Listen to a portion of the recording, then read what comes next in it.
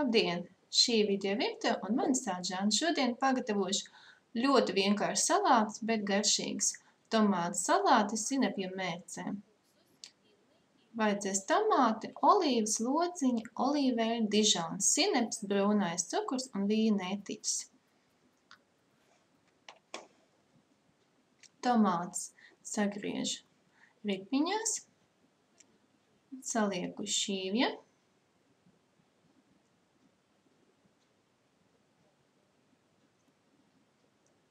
Arī sagriežu olīvas, gatavoju mērci, olīveļu, brūno cukuru, vīna etiķis un dižons sineps. Un arī pēc garšas sāli.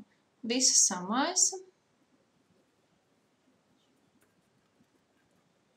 Mērci pārliek pāri sagatavotiem tomātiem. Un pa virsmu pabarē lociņiem. Tādu tomāti arī ar izteiktu sinepju garšu labi der pie gaļas un zivs ēdieniem. Lai jums labi garšo!